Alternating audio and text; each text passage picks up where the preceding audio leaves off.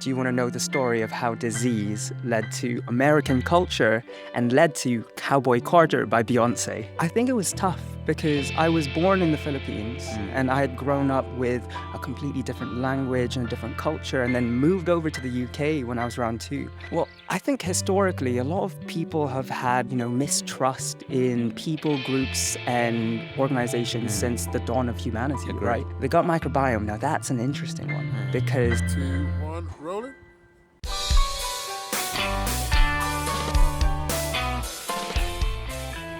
This is StoryCo, the podcast about the business of story and storytelling. I'm James Kirkham. Let's get into it. As a boy, he loved taking things apart to see how they worked. He grew up to take apart the smallest things there are, the trillions of bacteria living inside us and all around us. While he was earning a PhD in microbial genomics, sequencing the DNA of bacteria and tracing how they move, mutate, and occasionally turn on us, he picked up his phone and started explaining it all. Today, Dr. Gab Astorga reaches over 500,000 people, making the invisible world funny. And last year, he was named the TikTok Awards Book and Learning Creator of the Year. He's a scientist who talks openly about his ADHD, his identity, and why he dislikes the gatekeeping of information. Gab, welcome to the show. Tell me a story. do you want to know the story of how disease led to American culture and led to Cowboy Carter by Beyonce? I mean, obviously I want to know that story. Come on. So in the mid-1800s, there was this man called John B. Stenson. He was the son of a hatter and he was born in New Jersey. He was living there all his life, but because New Jersey was rampant with disease, he caught consumption. Do you know what consumption is? It's an earlier term for tuberculosis. Oh, wow. So he was slowly dying and the doctors said that he wasn't going to live for very long. And one of the kind of ways you would treat that is fresh air. They would just say, go out to the countryside, be free, right? And live your life as is. So John went out into the west of America, to Colorado, and he saw that everyone was wearing these really terrible hats. They didn't protect them from the rain or the sun. They were made of like coon skin, if you knew what that is. And eventually he went, right, I can make a better one. And he survived tuberculosis. Wow. Created the cowboy hat, the Stetson, and then that eventually led to American culture, which led to Cowboy Carter by Beyonce. Now we're cooking. I mean, this is what the show's about, isn't it? Is that story a good example of who you are? Because that feels like a guy who's interested in history, who loves facts and anecdotes and lineage and links. Yeah, Does that feel like you and the stuff that you put out? Does that stuff interest you? Yeah, for sure, for sure. I think that story is a little bit of everything, It's history, it's culture, pun intended. Yeah. And also a little bit of like fun queerness, a little bit jokey, pop culture-y. That's exactly what I do online. First of all, give us a little bit of that chronology, if you don't mind, about yourself. How did you get into this lot? Were you just super bright at school and realized you could pair that with an ability to get content out there and information out there and that people would like? Yeah, well, I grew up quite a shy kid. Believe it or not, I used to I don't believe that. No, I yap too much nowadays. I gained a little too much confidence, I think. But at school, I used to cry because I couldn't communicate well. Really? And my dad used to sleep outside of my primary school and come in to take care of me because it was tough for me to get my ideas across. And then I eventually just delved into books and reading. That was my safe space. I used to hide in the art room, in the library, and then eventually I just started doing science. And that's how it evolved. So was your head full? In other words, you were clearly inherently bright, right? But you didn't really have an ability to get that, to communicate. I think it was tough because I was born in the Philippines and I had grown up with a completely different language and a different culture and then moved over to the UK when I was around 2. So it was a culture shock, but also I just didn't know how to talk and communicate outside of the people who were close to me. And I think there was a sense of frustration there. I wanted to communicate the complex ideas that were just rampant in my head, but it was difficult for me. When was the shift between that boy without the confidence to someone in the man who sits in front of us today? Was it through your work? Was it through your excellence in your field? one of the major turning points for me was COVID. So during that time, I was in my second, third year of university. And that was also the time where people were, hoarding toilet roll or making banana bread. So I kind of put my phone on a windowsill and just started yapping because to me, the numbers on the screen weren't actually people, they were just a thing that I could talk to. And so that's where I started to gain a bit more confidence talking about myself, my ideas, my wants, my needs.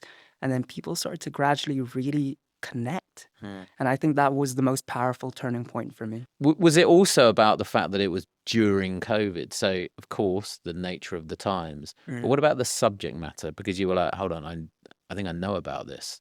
Yeah, so during COVID, it was more of just showcasing my life, myself as a student trying to learn. I was also doing a lot of like jokes because that was who I am, and that's still who I am as a person. I think social media in itself is kind of a double-edged sword, Go on. and I think it's a really useful tool, but a tool nonetheless that we need to be careful of. There are things there that can be very, very dangerous, and I've witnessed this firsthand, especially seeing younger people grow up trying to learn and absorb as much information as possible. But of course, having that at your fingertips, would actually expose you to things that you shouldn't be exposed to, Yeah. For me, that's why I use my platform to spread information, to try and showcase diverse role models.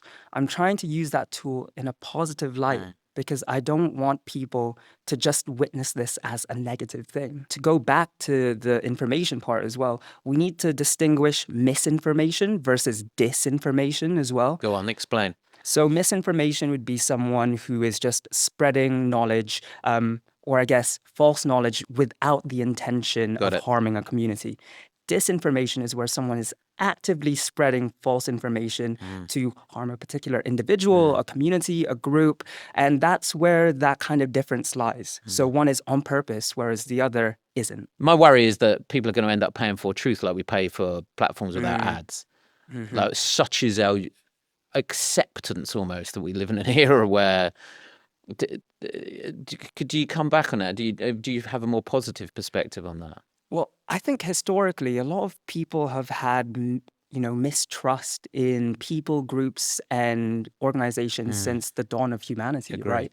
So if we go back to early vaccinations, so the earlier form would be variolations, where you'd get small needles that would pop pustules and then you'd infect someone. There have been early accounts of media spreading information or misinformation. Really? I guess at that time, disinformation, right? Yeah, right. Of people turning into cows. This is a well-documented thing, right? Yeah. I didn't know that. So hold on, what sort of era is this? Oh, gosh. Now you're testing me. I think this was during maybe the 1600s. Well, that's amazing. So they were saying, don't do this because you'll turn into a cow. It's this really interesting like image. So during the time they would use, how handmaids who would milk cows would be basically invulnerable to Sure. smallpox. Using that kind of information, Gosh. it was kind of fed downstream, weaponized, and you see that throughout history. That's right? interesting. So Right. that's not a recent thing. It's not a recent thing, but I think the recent thing is because of social media, because of everything happening at our fingertips, this is spreading faster than previously. And it's spreading at a rate that we can't necessarily control unless we put proper safeguards in place. That's one of the key pillars that are the foundations to my current content right now. So, you know how I started off as this jokey university student? I've now grown with my account. So I've transformed past my undergrad into my PhD. That's And I interesting. use my platform to disseminate accurate information. I work with researchers, with politicians who are trying to change policy, with companies that are expanding technology, medicine, health. And I'm trying to make sure that all the information I put out there is fair, is accessible, but also it drives change, right? We want that person at the end of the screen to look at it and go, wow, okay, now I understand. And this is a person that I can trust. So, but you're conveying ultimately some really deep topics and, kind of, for want of a better expression, important pieces of information, but often then it's not like they're in bite-sized form, but you can wrap them in that entertainment style way that makes them ultimately something that we can consume on our commute or on our phones. There's a trick to that, isn't there? There's a talent in doing so. Mhm. But presumably that means you're getting information out to the masses in a way that's more readily consumable. Would that be right? Yeah, so I came into this term called edutainment Edutainment. a year ago, and I love it Mm. because it is exactly that. Mm. You want to hide the vegetables. So there was this YouTuber called Mark Rober, and he did this amazing TED talk about how you have to hide the vegetables to make someone learn. So you start off with something flashy, something really fun and entertaining, and then you go, oh, but wait, here's the physics, Mm. here's the chemistry and biology Mm. that's underpinning that. Then you go back Mm. to the fun entertainment part. Tell us a bit more about the platforms that you find that. Are they different? Do you find a different type of audience or content working better on different platforms in terms of the art of the stories that you are telling, for example? How does it work for you? Yeah, I think it's interesting because rule of thumbs, I think things like TikTok are more kind of entertainment. You Agree. use that to kind of rot your brain, to relax, to rest. Instagram is more millennial coded, so Interesting. people are more open to learning more complex things. YouTube is kind of like a mixed bag. It Mm. depends on the audience. Mm. But I want to preface this by saying if you create a niche for yourself in each of those individual platforms, the community will find you. So regardless of whether it's brain rot on TikTok, you can still do educational content on there and it can still be a big hit. Let's talk about, so you spent years reading bacterial genomes. Hmm. Explain what they are. Hmm. We've got a broad audience, and frankly, it's not like I know. And again, you might describe this as part of the misinformation, but there's an awful lot about gut health, for example, that I think in our feeds right now.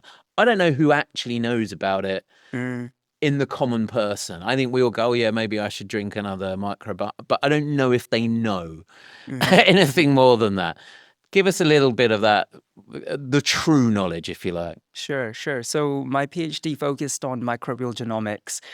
In kind of like a really broad aspect, I basically look at the instruction manual within bacteria. That's cool. And then imagine an instruction manual with different chapters. So each chapter would be a separate thing. It would encode for something different.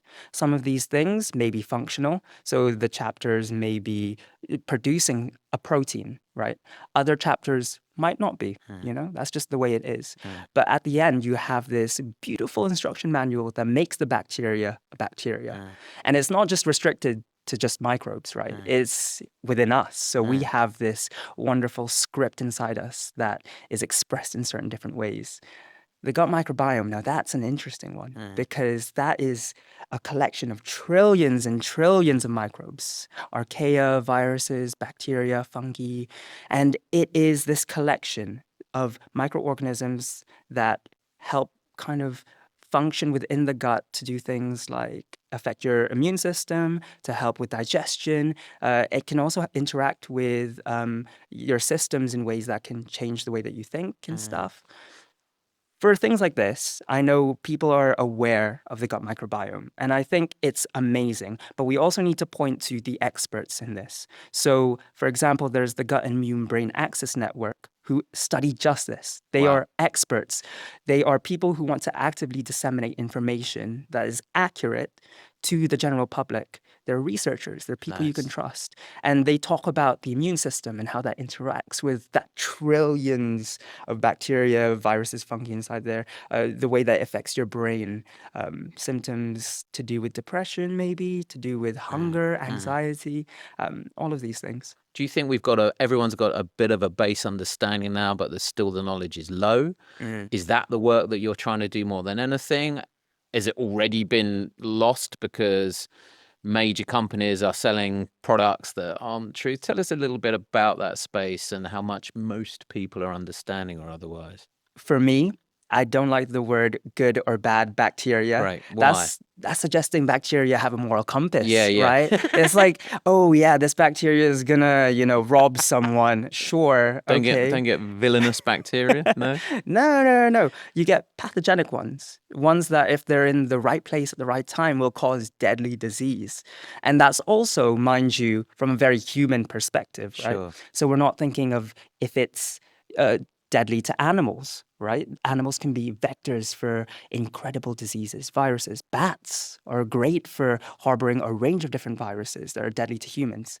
Not bad for them, bad for us. Why are bats so good at harboring those viruses? Why bats? It's really interesting. So I'm not an expert on this, but I have read up on this. So bats have a really interesting immune system, and also their body temperature is a lot higher. How interesting. So there is some kind of interplay between the way that their body kind of protects themselves and also the body temperature affecting what microbes, what viruses are inside them. Really? Yeah. So they're just really good at carrying. Are we still at a time where most people think bacteria as the enemy? And is it that the bacteria in our gut aren't? What should we be knowing? What should most people be aware of? I think we have, as a society, have grown hand in hand with microbes. You know, we've evolved. Microbes have been with us since the dawn of humanity. And I think with antibiotics itself, that's a relatively new thing to us. Yeah. But microbes have been using these kind of self-defense mechanisms since they've also been evolving, right? There's this concept of microbial warfare, of attack and defense. So in this microbial ecosystem, everywhere, there are going to be ones that are trying to attack to create more space for themselves to gather more nutrients, but then also ones who want to defend.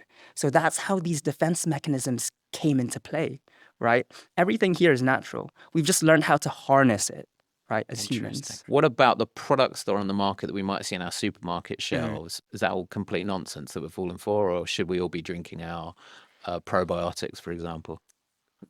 This is the thing, right? I think it's difficult to say whether a product is good or bad for your gut microbiome. There's a lot of products out there that kind of hinge on that anxiety and fear and lack of knowledge from people. You know, you hear the term, I want a healthy gut microbiome. I want to take care of myself, right? So they're preying on people who don't have the knowledge or access to this. And I think it is quite predatory in that sense. And it's also drowning out the range and the plethora of really beneficial, medications, products and stuff that will actually help. It's, for me, difficult to say because that whole field is kind of like a gray, blurry area.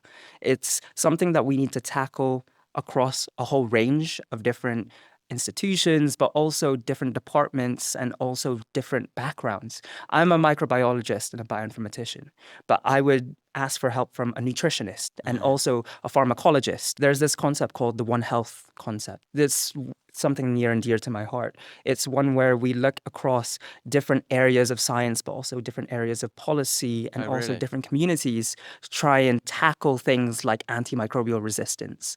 And because we're fostering collaboration, that's going to tackle the problem much more effectively than if you were to do it individually without the right expertise. At the end of the day, you can't be an expert in everything, right? Of course. And and I hate sort of harking back to COVID. That was almost a textbook example of how the world is divided by lines around maps arbitrarily drawn with zero assistance to the reality of what happens when something like COVID hits. But it doesn't feel like we've learned as a society. In fact, perhaps things might have even got worse with various administrations and various governments around the world and pulling money out of certain studies and so on and so forth. Is that something important to you too? Yeah, for sure, for sure. But I also think it's a massive discredit to the range of experts and scientists and policymakers out there to say that we've taken a step backwards. Okay, I think good. in some ways we've actually evolved quite a lot. Really? Go on, explain. That's good. There's a lot of rapid responses to disease outbreaks nowadays. Imagine things like the hantavirus or even the measles outbreak that happened here in the UK. Our response was a lot more efficient and a lot more Really? effective than previously. And So what happened with things like the hantavirus? What's the reality of something like that? You're saying, and I love the fact that you're explaining positively, no, we've just got a far better rapid response and coordinated response than we used to. Is that the case? I would say there are a lot of things that have been improved, right? COVID was this kind of extraordinary event where I don't think we had the right systems in place yet. But it was a lesson for us to learn, Right. right? And that was one of the reasons why, there was such rapid response, global health responses to hantavirus, to measles, to even the Ebola outbreak. I think that one is a bit more contentious because that's been spreading very rapidly. But it's been in the news a lot more because we're Absolutely. more wary. I Really? like to think of it kind of like an immune response. When you get ill, your white blood cells kind of like rapidly multiply and it's trying to tackle multiple things. That's because your body remembers. And if we think of the globe as a body, as a living organism, we remember, right? And we want to make sure that something like that doesn't happen again. So it's quite disheartening to hear people say we're failing, whereas I think really we're reacting much more effectively. No, I take huge encouragement for that. And maybe my slovenly manner in which I just described it in my head is, frankly, certain politicians, not the science community, as in my Mm. fear is lack of coordination between countries. But it's great that you're saying, no, it's not quite the case. Mhm. And again, that in itself feels like misinformation. I don't think it's slovenly because I genuinely think it's a concern and a fear that a lot of the general public have. And that's something that we need to tackle at a sociological level as well, Agree. right? It's something that I'm trying to do with my videos, small bits at a time. Absolutely. And I think there's just this general level of distrust that's beginning to evolve. I don't know what the right step forward is, but I really want to make sure that we start addressing it a lot more rapidly. Is there enough of that? Are we caring enough about the science world? Do you think is that again part of the? I don't want to say that's part of your job. It's definitely not your responsibility. But do you sort of feel the, dare I say, responsibility on your shoulders to make the science something that people want to grab hold of? Yes, definitely. I think one of the key things about science, right, is to make change. It's to communicate it. Yeah. Mark Walpole, the chief UK officer in the UK for, I can't remember his title. Sorry, you're testing me. But he said, science is not finished until it's communicated, right? Because the whole purpose of doing these experiments, of doing this research, is to improve lives. That's the whole point of it. And if you're not doing that, then it's waste, isn't it? That's There's no interesting. productivity there. Definitely wasn't accessible maybe 30 years ago as that feels with the likes of yourself today. But as a queer scientist, is there something in that? Are you finding that within your audience and the way people are coming to you? Has that opened up conversations you think positively that perhaps weren't happening before? Yes and no. Fundamentally, I think as a queer scientist, it has made me a better researcher. Oh, go on, explain. I think being queer and queerness has forced me to evolve and think outside the box. I don't fit this little cookie cutter version of Gab or what the idea of Gab That's is, right? interesting. I had to break expectations. And as scientists, I hate it when people say it's clinical and cold. It's such a creative subject. You have to think innovatively, you have to think outside the box. And I think that's where my strength draws from because I've had to think creatively. Think outside the box in terms of my queerness in other aspects of my life. I've applied it to science. I love that you're describing it as an inherently creative thing. But the actual process of the science, I wouldn't think of as so creative. But tell us more about that and why it is. What, because you're experimenting, I guess. You're experimenting. That in itself is creative, right? You're trying to think of a problem. Like, let's say this water on this table. You're not sure whether it'll get me wet, right?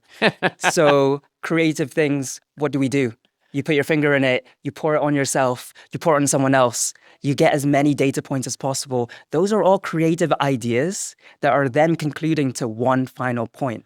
It's like the same with art, right? You experiment with different media and then you create a final product. That's the same with science. You start with a question, you use innovative, creative ways to find the answer, and then you get to an endpoint. You know what? As scientists are much like artists. We love the medium that we do, right? And we're so stubborn. We want to find out that answer, right? I like And that. like an artist, you're so hyperfixated on your muse, on what you want to create. As a scientist, you're so dead set on an idea proving one thing. But like both, you have to be open to change. You have to be open to changing your perspective, to realizing that you might be wrong and that another way might be better.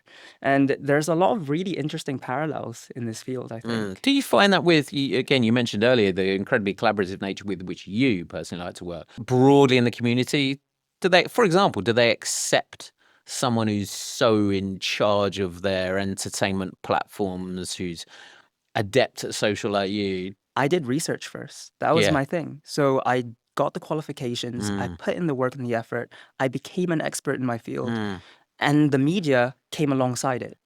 So I don't think there's too much doubt whether my capacity was there. I think if someone new were to come in, they'd see all the bright, flashy stuff. But once they actually start to talk to me, they'd realize, okay, there is substance there. And this is what I always want to do. It's actually quite nice when people think that, because in my head, then I'm doing the right thing. I'm making it personality driven, I'm making it accessible. And then people realize, oh, wait, he's hid the vegetables. Yeah, that hiding the vegetables, which is always key. And are you using AI? Do you feel about artificial intelligence? Are you seeing it as a net positive right now? Are people leaning into it? In my opinion, artificial intelligence is a tool at the end of the day. Yes. A tool that can be used for good and a tool that can be used for bad. In science, we can use it to speed up a lot of processes. For example, working through a lot of governmental documents and data. That's difficult. That's painful. You don't want to spend 60 hours doing that, right? But there's also the flip side of the scientific process itself is creative, like we were saying. Sure. If we were to outsource that to an artificial intelligence that can only be derivative, then that's not really the science that we want or That's need, interesting. right? Mathematics is different, right? They're looking at pattern recognition and also connections between certain foundational theories.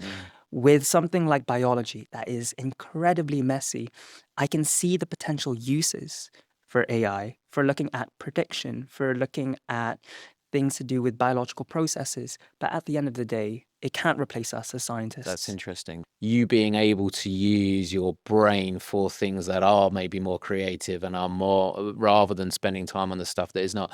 Is there a role there, or is, again, that too simplistic? I mean, we've always been using robots in laboratory settings since we can afford them, right? So these robots can automate really laborious lab tasks that can be very painful to do. Yeah. And I think it can be the same with AI. It can help automate a lot of things. The issue is with things in the lab versus things in AI. AI is a lot of like data-driven analysis, right? So you're not really sure whether the output is actually representative of the data that's being analyzed. So there's a lot more fact checking between there. And I think at the end of the day, it's really difficult because some people can get a bit like, this is the answer, and without checking the actual results. And that's where it gets dangerous, I think. What would be really nice is if we found better pipelines, better tools that could help streamline this, possibly without using AI. I mean, there are bioinformaticians, software developers, computational biologists who do this already. And this was already happening back when AI started a couple years ago, you know? Yeah, that makes perfect sense. Not quite the same, but it feels like a segue, because you talked openly before about your ADHD. Tell us, and I know you've talked openly about it before, but tell us a little bit, how did that diagnosis, full stop, change things for you? Yeah, so I was diagnosed in the 4th year of my PhD, so towards the end. Okay. I'd already gone through the slog of doing all that research. And then I found out, wait, actually, it might have been a bit more difficult than it probably should have been, right? What drove you to it? What was it you were noticing about that led you to the diagnosis? I was exposed to a lot of people who were very much experts in autism and ADHD. So there was someone I had met at the BBC Creator Lab called Ellie Mids, who is an autistic ADHD girl who creates content about Awesome. her life. And then I also talked to the head of the neurodiversity group at my institute. And they were telling me things that I thought, oh, that's normal. Is it not? That's something that everybody faces. And then the more I started to like consume more information about this, do my own research, I started to realize, wait, there might be something there that I was missing. Yeah. after my diagnosis in my final year, I did go through a grieving period. Really? The diagnosis was interesting. It was, I would say, I ran over time because I was yapping too much to the person diagnosing me. I was late to my diagnosis. Like it Of was, course it you was were. crazy. Talking too much about the science behind it. Of course you were. No, I actually was. I'm She was like, "Oh, tell me about your PhD," and I was like, "Okay, sure." Yeah. And she was like, "Right, okay, there's something there." Yeah. I think for me, it made a lot of sense, right? But Good. also, it gave me this period of deep sadness because all throughout my life, I had always gone through it with this heavy weight of not knowing, right? There was a period where after my diagnosis, I thought, what if my life would have changed? If I was diagnosed younger, if I had gotten medication younger, if I was allowed to be given that kind of empathy and kindness from a younger age. So it's less regret because you couldn't have done anything about it. But were you sad? Did you feel sorry for your younger self? Oh, that's an interesting question. I'm not sure if I felt sorry. It just explained a lot. Yeah. And I think I also kind of started thinking about the what ifs. So alongside this, attention deficit is also hyperactivity. My brain goes 100 miles an hour, and sometimes it's really hard to stop. And there was a period where I just kept ruminating over the same things of, oh, that explains that. When I was younger, this would have explained this. And then I started crying because I was thinking to myself, I didn't deserve any of that, as a kid. And that's probably why I was so driven to be who I am today, right? Because I was so misunderstood across multiple different levels. From the communication, from language, all the way to neurodivergence, to all the way to being an immigrant, being queer. There were so many different layers where I thought, this is life on hard mode. Did they all feel like obstacles? Well, looking back at it, I never viewed them as obstacles. Good. They were just things that were right there. So I just learned to deal with them.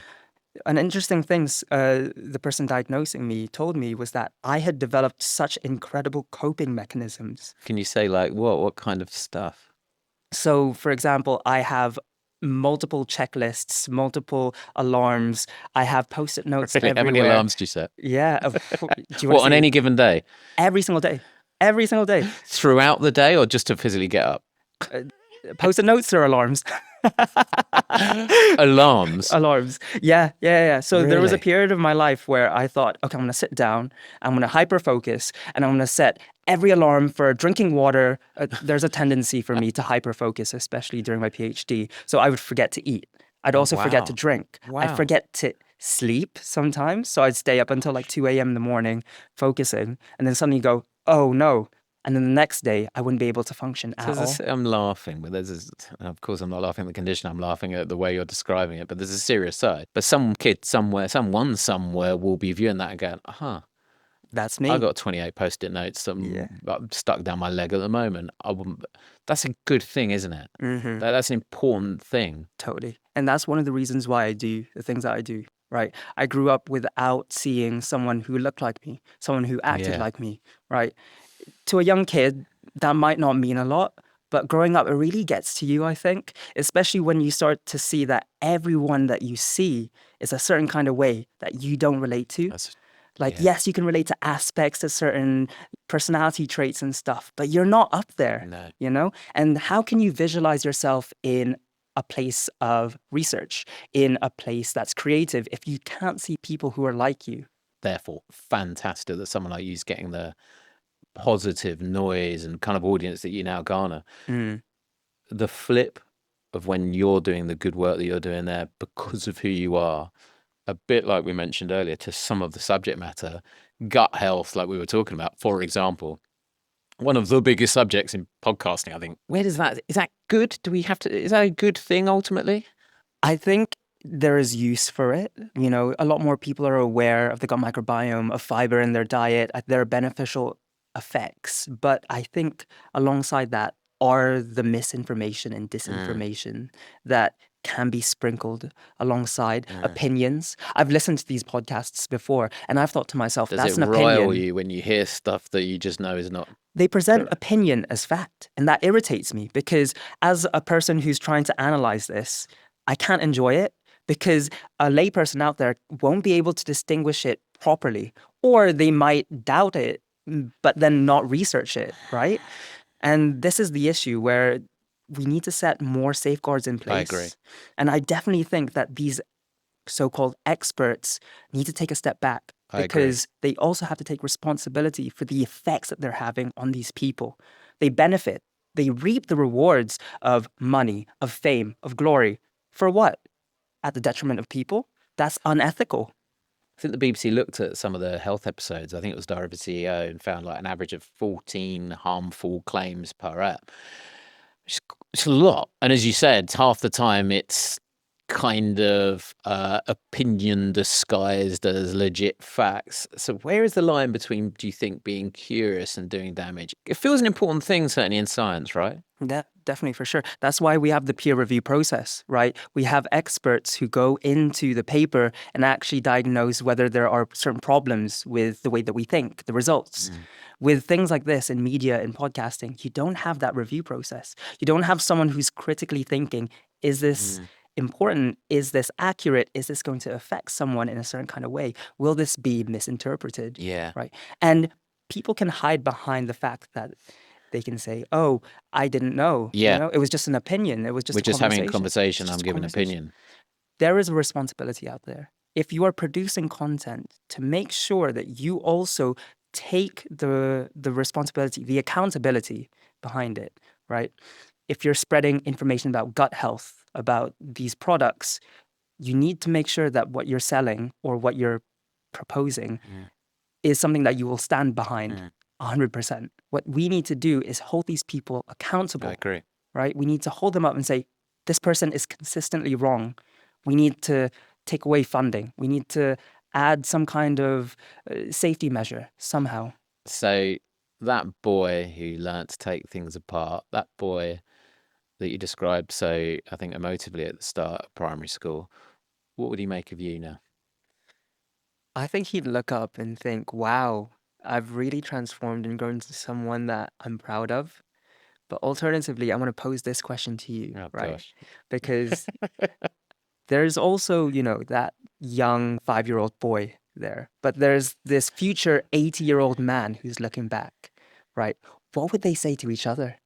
This is very therapist couch, isn't it? I was very, very shy. I was not at all confident. I didn't find any confidence really until my 20s.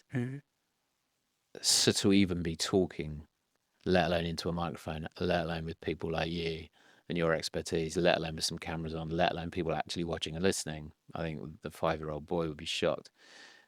The 80-year-old man, I think, would be saying, do more of that, worry less in the first place at all, in fact. There's this really interesting push and pull between 5-year-old Gab and 80-year-old Gab. 5-year-old Gab would be in awe of the things that we've done. And I agree. I think 80-year-old us will be looking back and thinking, oh my God, it's only just the beginning, right? And that dynamic is so interesting because it exists in both of us at the exact same time, right? There's this drive to always address that young child, but also to please that older version of us. And I think the joy is finding the moment that's in between, that's right now. I'm very happy with how far I've come, but I'm also really excited to see how far I can go. What perfect place to end. This is the expert economy at its best. This is the beautiful riposte to the misinformation, to the issues around social. Producing and making content that you are doing is what we're needing right now, full stop. So we really appreciate you coming on the show. Thank you so much. Thank you. If you enjoyed this week's show, please follow us on Instagram at StoryCo Pod. Subscribe on Spotify, YouTube, wherever you get your podcasts. Trust me, it really does help. StoryCo is a Telltale Industries production. It's recorded in Studio One at the brilliant TYX Studios here in King's Cross. It's produced by Jago Lee, assistant produced by Nellie Batt. Special thanks to Craig Hepsinstall, Jack Freegar, Tyler Newton, Issa Gibson. I'm James Kirkham. This has been a masterclass in how storytelling pays in this modern media landscape. Go out, tell a story that matters, and we'll see you next week.